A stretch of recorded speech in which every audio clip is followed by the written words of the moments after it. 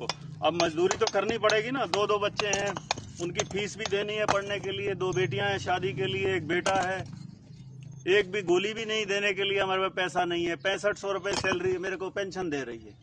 अब 6500 रुपये में पेट भरें या बच्चों को पढ़ाएं? अब चाय की दुकान भी खोलनी पड़ेगी, उस पर बोर्ड लगा दूंगा, हरियाणा सरकार का क्लास 1 गस्टेड अफसर चाय की रेडी पे चाय बेच रहा है। अब यहाँ मजदूरी कर रहे हैं, कम से कम 600-700 रुपये दिहाड़ी तो मिलेगी। हम कौन सा यहाँ पे रजवाड़े से पैदा हुए हैं, पढ़ाई लिखाई करके मेहनत करके अफसर बने थे, लेकिन सरकार ने जहाँ से शुरुआत करी थी वहीं पे हमने वहीं पहुँचा दिया इसने। और ये बीजेपी की सरकार जो है, ये सिर्फ पूंजीपतियों के खाते भरने के लिए है।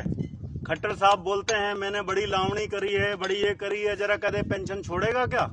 हरियाणा राज्य की उसको इतनी चिंता है, हरियाणा राज्य की उसको चिंता है कि 2030 तक दिवालिया हो जाएगा। और अभी बोल रहे हैं पिछले 3 महीने में हरियाणा ने 7500 करोड़ रुपया जीएसटी का इकट्ठा किया है। एक तरफ से तो दिखाते हैं कि हमारे पास बहुत सारा पैसा है, और दूसरी तरफ दिखाते हैं कि हम दिवालिया होने जा रहे हैं। ये दो स्टेटमेंट क्या है?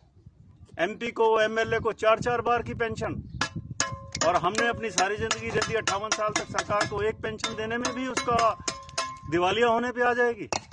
ये बीजेपी के नए कंसेप्ट आ गए हैं, सिर्फ बेवकूफ बना रही है देश की जनता को।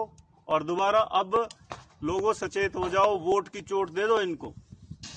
जब तक वोट की चोट नहीं दोगे तो ये सुधरेंगे नहीं।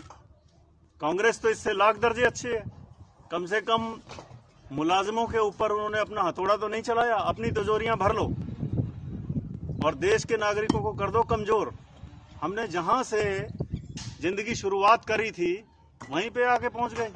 अब क्लास 1 गस्टेड अफसर है, या बुढ़ापे में वकालत करेंगे तो वकालत करने में तो 10 साल दोबारा फिर शुरुआत करनी पड़ेगी वहीं से। 6500 रुपये में अगर मैं बीमार हो गया तो इन्होंने आयुष्मान में भी नहीं आएंगे हम तो, पीले कार्ड भी नहीं बनेंगे हमारे, तो हम कहाँ जाएं?